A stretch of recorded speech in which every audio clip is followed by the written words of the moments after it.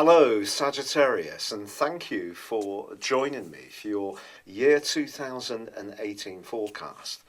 Now, as you make your way into this new year, the big news is that Saturn, the planet of structure, which has been with you for 2.5 years, has now moved into a new location.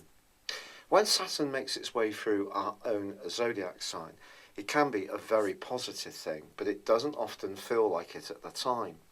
Basically, Saturn is asking us to push out of our situations anything which is non-essential.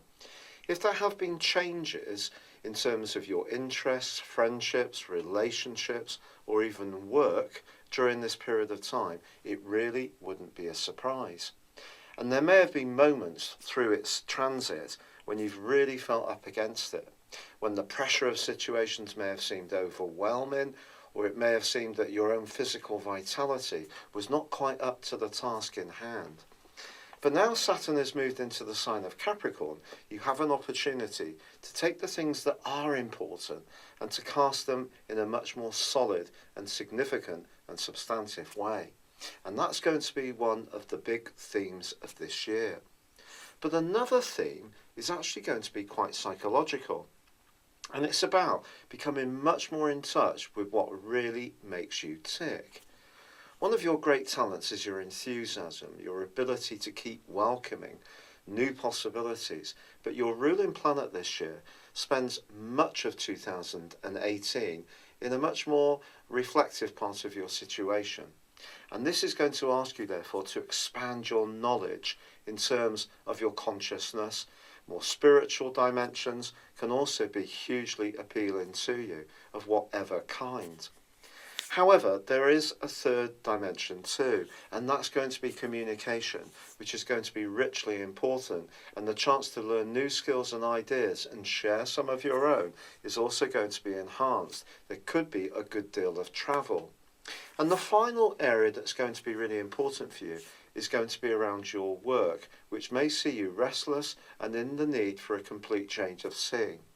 But the story begins at the start of this year around your ruler Jupiter, and Jupiter is combining with Mars as the new year begins. This suggests that your desire to gain new knowledge is going to be very strong, and someone can enter your world who really is quite a guide to you. This person may be in the role of some kind of traditional mentor, or it may be someone you find online, it may be a new philosophy that inspires you, or maybe you're going to drive your life in a different direction. This could see you at times being a little more inward, but I think that can be really good for you, because that natural enthusiasm of yours often sees you wanting to move on to the next exciting new venture. But sometimes you might ask the question, do you always deal with the things that you've gone through quite as deeply as you could? And that's going to be quite a telling theme throughout this year. But also, as the year begins, the Sun is combining with Venus in your sector of resources. And that can be very fortunate for you when it comes to finances right throughout the year. But that does mean that you're going to have to work very hard at it, because of course Saturn is now in this location. So whatever you engender and whatever you gain that's through your creativity, it's not going to be without a lot of application and also perspiration too. But as the Sun and Venus combine, they also forge a link to Neptune, and this is very important. It's possible that some archers this year may be working in the comfort of their home, or even behind the scenes in some kind of bigger institution. This may suit you perfectly, at least to begin with, because this is a year when you're wanting to find greater stability and security in general, and that's going to be as important in your relationships as any other area of life. Now, Mercury, the planet of communication, which is in fact in detriment in your zodiac sign, is with you through to the early part of January this year. And that suggests that being a free spirit, sticking to your ideas, is still going to be very important, even if you are going to be more inclusive to some other ones that may come along. Now, Jupiter, your ruler, is going to spring quite a surprise on you, because on the 9th of November, later in the year, he is going to return to your sign for the first time in 12 months. 12 years, I beg your pardon. But he's going to be with you for 13 months. Now, usually Jupiter approximately takes 12 months in each sign. So 2019 is certainly a year of rich promise. But the start of that journey, the genesis, if you like, is really going to be later this year, and the knowledge that gets exchanged throughout 2018. And that whole process really kicks off on the back of the total lunar eclipse, which occurs in Leo on the 31st of January. This suggests that when it comes to expanding your awareness, it's going to be important to make sure that your emotional and more feeling needs are always taken into account. So if you do have opportunities to be much more daring and expand your horizons, always ask this question: how will it feel? The more you're getting in touch with how you feel about things, the more successful you will be this year. Now, the partial solar eclipse, which occurs on the 15th of February, is dramatic. It sees Mercury, the planet of communication, alongside the Sun in Aquarius. Now, this is wonderful. So part of the following 6 months could see you very avidly learning new skills. And technology could be part of this process, or anything that sees you moving around a lot. Now, as the months go on, Mars makes its journey from the part of your horoscope which is quite psychological. Then it moves into the part of your horoscope which is very much about your own need to be individual. Then it transmutes itself to go alongside Saturn in the sign of Capricorn by the end of March. Now, at this point, if your foundations are not quite shaping up as you would like, April could turn out to be quite a frustrating month. And in fact, from the middle of April through to the 6th of September, Saturn is going to be turning backwards in a retrograde. This happens each year, but obviously not in the same location. And this would be the first retrograde for 25 years approximately in this particular location. So if you're older, think back to what was happening for you then. But essentially, you're going to have to really dig in and apply yourself to the strands that are important. So there could be some tests in April, especially in the last 10 days of the month when Mars goes alongside Pluto. However, this particular phase can also give you a huge amount of desire when it comes to improving your financial lot. It's also possible that in a romantic context, things can really heat up and get very, very passionate during that phase.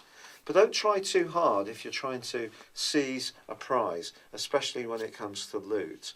When Mars and Pluto get together, it can make us a bit grabbing, and that's something that you should avoid doing. Now, the middle of May also sees a hugely significant event, because Uranus, the planet of freedom and restlessness, which has been in a fantastic location for you full time since 2010, moves into one which is much more to do with life's practicalities. And if in a job scenario, for example, you don't feel very fulfilled, in its journey through to the 6th of November in the sign of Taurus, it's possible that there could be some changes here, but it's also a chance to be revolutionary in your approach to health, fitness and diet, and you could see some very positive trends if you're open to being much more open-minded and also much more groundbreaking in your approach. Some novel solutions may come up particularly well for you during that period. Yet Uranus does itself go backwards from the 7th of August. So again, there needs to be a degree of discipline to make sure that this part of your scope, which is very much about details, which Uranus can kind of resist, because it's much more interested in the bigger picture, excitement, well, you may have to keep beavering away, working hard with Saturn's support in that part of your scope, which is to do with creating a greater and firmer foundation. So you're being more serious about your resources, essentially, being more serious about your diet, what you're putting in your system, and especially sugars. That's going to be a hot topic for you all this year. Now, on the 27th of July, there is another total lunar eclipse. But this one's fascinating because it's in Aquarius, but sees Mars alongside the moon. The next 6 months can see you being much more punchy in terms of getting across your ideas, and much more impatient too. But also, on the back of the partial solar eclipse which occurs on the 11th of August, it is possible, because this forges a brilliant link to Venus, that one particular friendship or alliance can become so much stronger in the second half of this year, but it won't be with somebody who doesn't really inspire you and switches on your mind, because your attention span can be a lot lower in the second half of this year, and you're going to be feeling much more in your traditional way of being. I think this is really possible. So you do need to pack your life full of things that switch your mind on, your senses on, because your attention span will be low. This takes us round to the autumn months. And of course, Jupiter is going to arrive in your sign wonderfully on the 9th of November. But there is another big event which occurs at the start of November, and that is that the North Node, the point of destiny, which has been in a very broadening and much more daring part of your scope since the 6th of May 2017, well, that's going to invert back into the sign of Cancer.